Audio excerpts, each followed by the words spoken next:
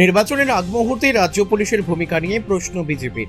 নির্বাচন ঘোষণা হয়ে গেছে, লাগু হয়েছে কোড অফ কন্ডাক্ট, কিন্তু তার মাঝে রাজ্য পুলিশের ভূমিকা নিয়ে প্রশ্ন তুলল বিজেপি। এক কথায় পুলিশকে তৃণমূলের দলদাস বলে অভিহিত করল তারা। উত্তর দিনাজপুরের হেমতাবাদে দীর্ঘ এক মাস ধরে বিজেপির বিভিন্ন কার্যকর্তাকে হুমকি দেওয়া হচ্ছে বলে অভিযোগ তৃণমূল আশ্রিত দুষ্কৃতীরা এক মাস ধরে বিজেপির বেশ কিছু বুথ সভাপতি, শক্তি কেন্দ্র প্রমুখকে মারধর ও প্রাণনাশের হুমকি দিয়ে চলছিল। এই বিষয়ে পুলিশকে বারবার জানানোর পরও তারা কোনো পদক্ষেপ নেয়নি বলে জানিয়েছেন হেমতাবাদ 2 নম্বর মণ্ডল সভাপতি বিপ্লব সরকার। তিনি আরও বলেন, আবারও 239 নম্বর বুথের বিজেপি সম্পাদক ভরত মুর্মুকে প্রাণনাশের হুমকি দেয় তৃণমূলের দুষ্কৃতীরা। এক মাস ধরে চলতে থাকা এই অত্যাচার এবং এই দিনের ঘটনায় জড়িত দুষ্কৃতীদের বিরুদ্ধে আইনানুগ ব্যবস্থার দাবিতে বুধবার বিকেলে থানার সামনে অবস্থান বিক্ষোভ করার সময় হেমতাবাদ থানার আইসি এসে তাদের ওপরে চড়াও হয় বলে অভিযোগ। নির্বাচনী বিধি নিষেধের মধ্যে থাকাকালীন পুলিশের ভূমিকাকে দলদাস বলেন তিনি বলেন, এদিন পুলিশ যেভাবে কর্মকর্তাদের সঙ্গে ধস্তাধস্তি করে তাতে স্পষ্ট তারা তৃণমূলের ব্লক প্রেসিডেন্টের ভূমিকা পালন করছেন। তিনি নিজেও বুকে প্রচণ্ড আঘাত পেয়েছেন বলে জানিয়েছেন বিপ্লব। ঘটনার বিরুদ্ধে নির্বাচন কমিশনে নালিশ জানাবেন বলেও জানান তিনি। পাশাপাশি জেলা যুব মোর্চার সাধারণ সম্পাদক দেবব্রত ব্যানার্জি বলেন, এই ধরনের ঘটনা নতুন নয়, নিত্যদিন বিজেপি কর্মীদের হুমকি দেওয়া হয়, এই দিনও তাই হয়েছে। তার প্রতিবাদে এদিন থানার সামনে অবস্থান বিক্ষোভ করছিলেন। আইসি এসে তাদের আশ্বস্ত করলে তারা এই অবস্থান উঠিয়ে নেওয়ার কথা পুলিশ প্রশাসনকে জানায়, কিন্তু আইসি এসেই তাদের মারধর শুরু করে। ঘটনার তীব্র সমালোচনা করে তিনি জানান, কোড অফ কন্ডাক্টের মধ্যে এই ভূমিকা কি করে পুলিশ নিতে পারেন? তারা দলীয় ঊর্ধ্বতন নেতৃত্বের সঙ্গে কথা বলে পরবর্তীতে নির্বাচন কমিশনে অভিযোগ জানাবেন বলেও জানান। তিনি আরও বলেন, এই ঘটনার সুরাহা না হলে তারা বৃহত্তর আন্দোলনে নামবেন। কি কারণে দেখুন, আজকে আমাদের এক বুথ সম্পাদককে তৃণমূলের হারমাত ভাইরা ধমকি দেয়। এর আগে আমাদের শক্তি কেন্দ্র প্রমুখ এবং বুথ সভাপতিকে বেধড়ক মারধর করে এখানকার আইএনটিসির সহসভাপতি এবং তার তৃণমূলের গুন্ডা বাহিনী, যেখানে গামছা বাহিনী নামে খ্যাত, মারধর। তাদেরকে 1 মাস কেটে গেলেও কাউকে অ্যারেস্ট করেনি। তারপরে আমাদের এক বুথ সভাপতি হেমতাবাদ 223 নং বুথ সভাপতিকে হুমকি দেয়, মেরে বাংলাদেশ পাঠিয়ে দিবে। ফের আজকে এরকম। আজকে আমরা যখন অবস্থান বিক্ষোভে বসি, আমরা বড়বাবু আমাদেরকে বলে, আমি বলছি আইসি সাহেব আসবে, আমাদের কথা দেবে, ওনাদের অ্যারেস্ট করবে।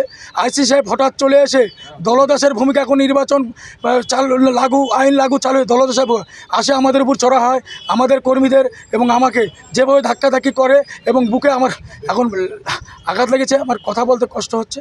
হ্যাঁ, দেখুন এখনও পুলিশ কীভাবে দলদাসের ভূমিকা পালন করছে। আমি এই বিষয়ে কি ঊর্ধ্বতন কর্তৃপক্ষকে জানাবেন? ঊর্ধ্বতন কর্তৃপক্ষ, আমার কার্যকর্তারা রয়েছে, আমার ঊর্ধ্বতন কর্তৃপক্ষকে আমরা জানাবো। আমার খুব খারাপ লাগছে দাদা। নির্বাচন কমিশনের ওখানে জানাবেন? হ্যাঁ, নিশ্চয়ই জানাবো, পুলিশ অবশ্যই জানাবো। আমাদের শান্তিপ্রিয়ভাবে আমরা বসে অবস্থান বিক্ষোভ করছিলাম, উনি হঠাৎ এসে আমাদের উপর চড়াও হয়। উনি যে ধরনের ভাষা প্রয়োগ করে, উনি তৃণমূলের ব্লক প্রেসিডেন্টের ভূমিকা এখনো পালন করছেন। এখন গাড়ি চালাতে কোথায় যাবেন? আমার বুকটা খুব ব্যথা করছে, প্রেশারটা আমার বুকে লাগছে, ব্যথা করছে। দেখুন, আমরা বারবার এই নিয়ে আরও 3 বার অভিযোগ করতে এসেছিলাম। কিছুদিন আগে আমাদের এক শক্তি প্রমুখ, এক বুথ সভাপতিকে তৃণমূলের গুন্ডা বাহিনী মেরে হসপিটালে ভর্তি করে দিয়েছিল। তার পরিপ্রেক্ষিতে আমরা যখন এই থানাতে এসেছিলাম অভিযোগ জানাতে, তারা কমপ্লেন নিয়েছিল, কিন্তু তার এগেনস্টে কোনো রকম পদক্ষেপ, কোনো স্টেপ নেয়নি। এরপরে আমাদের আরেক বুথ সভাপতি, সেই বুথ সভাপতিকেও উলঙ্গ করে মেরে এই ধমকি দিয়েছে, বলেছে বাংলাদেশে পাঠিয়ে দেবে। আমরা আবার যখন কমপ্লেন জানাতে আসি, কোনো রকম পুলিশ কোনো রকম স্টেপ নেয়নি। এখন মডেল কোড অফ কন্ডাক্ট চলছে, এই সময়েও তৃণমূলের গুন্ডা বাহিনী আমাদের সমাজপুরের এক বুথ সভাপতি ও সম্পাদককে আবার একই রকম হুমকি দিচ্ছে। বলছে বিজেপি ঝান্ডা কেন হাতে নিবি, তো রাত্রেবেলা রেখে নিব, 4 তারিখের পর তোকে বাড়িতে থাকতে দিব না, তোকে মেরে ফেলবো, এরকম হুমকি দেওয়ার পর আজকে যখন তাকে নিয়ে আমরা এখানে আসি, ওখানে ওসি ছিল, ওসিকে আমরা বলি আইসি সাহেব আসবে, আমরা ওসির সঙ্গে কথা বলবো, তারপর কমপ্লেন জমা দিব।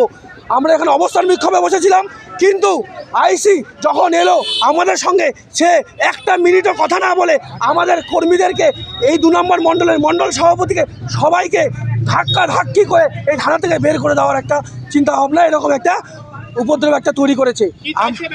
কি চাইছি আমরা এখন, এই কোনো রকম ভারতীয় জনতা পার্টির কর্মীকে তৃণমূলের গুন্ডা বাহিনী যদি যেখানে আক্রমণ করছে, আমরা যাবোটা কোথায়? আমরা থানাতেই আসবো। তাহলে আমাদের জায়গাটা থানাতেই, সেই থানার সেই পুলিশ অফিসাররা যদি পক্ষপাতের কাজ করে, চটি চাটার মতো দলদাসের কাজ করে, তাহলে আমরা কোথায় যাব? এরপরে আমরা দেখছি, আমরা দলের সঙ্গে পার্টির সঙ্গে কথা বলে আমরা ঊর্ধ্বতন কর্তৃপক্ষকে জানাবো এবং যথাযথ ব্যবস্থা নিব। নির্বাচন কমিশনকে জানাবে। অবশ্যই আমরা এখন দলের হয়ে দলে আমরা বসবো, বসে আমরা নির্বাচন কমিশনের কাছে আমরা এখানকার আইসি, যে এখানকার আইসির নামে যে সুজিত লামা, এর নামে আমরা অভিযোগ জানাবো। এরপরেও যদি সমাধান না হয় তারপরে কি করবেন ভাবছেন? দেখুন, আমরা আজকে থানাতে বলে গেলাম যে এরপরে আমরা যদি উপরে যাব, উপরে যদি কোনো পদক্ষেপ না নেয়, আমরা ভারতীয় জনতা পার্টি কিন্তু বৃহত্তর আন্দোলনের পথে আমরা যাব। দেবব্রত ব্যানার্জি, কি দায়িত্ব আছে? আমি জেলা যুব মোর্চার সাধারণ সম্পাদক। রায়গঞ্জ থেকে রামকৃষ্ণ দাসের রিপোর্ট, কুলিক নিউজ।